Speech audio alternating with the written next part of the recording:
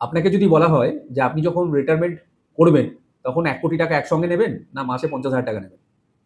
তো অনেকেই হয়তো আপনারা পছন্দ করবেন যে ৳১,০০,০০,০০০ একসঙ্গে পেলেই ভালো। কিন্তু দেখা যাবে যে মাসে ৳৫০,০০০ যে নিচ্ছে, সে বেশি সুস্থ আছে, সে বেশি ভালো আছে।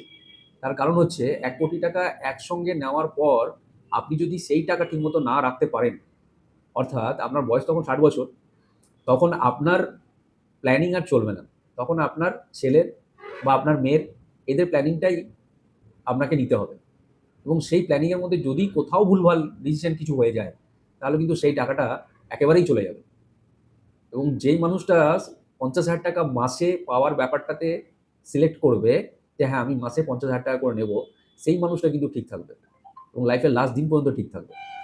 তার কারণ হচ্ছে আমাদের গভর্নমেন্টেরই এমন ইনস্টিটিউশন আছে যেখানে রিটায়ারমেন্টের সময় এককালীন অনেকটা টাকা দিয়ে দেওয়া হয় এবং কিছু ইনস্টিটিউশন এরকমও আছে রিটায়ারমেন্টের সময় এককালীন টাকা কম দেয়, কিন্তু প্রত্যেক মাসে একটা পেনশন, ফিক্সড পেনশন থাকে এবং ইনফ্লেশনের সঙ্গে, সঙ্গে সেটা বাড়তে থাকে।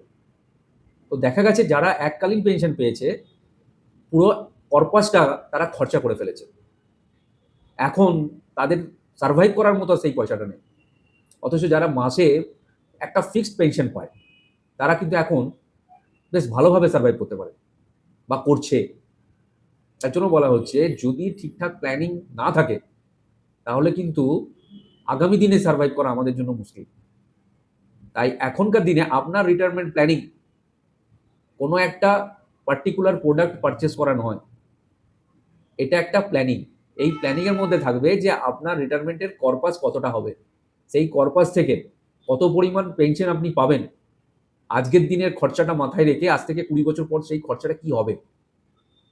এই সবকিছু মাথায় রেখে প্ল্যানিংটা করা। এটাই হচ্ছে রিটায়ারমেন্ট প্ল্যানিং।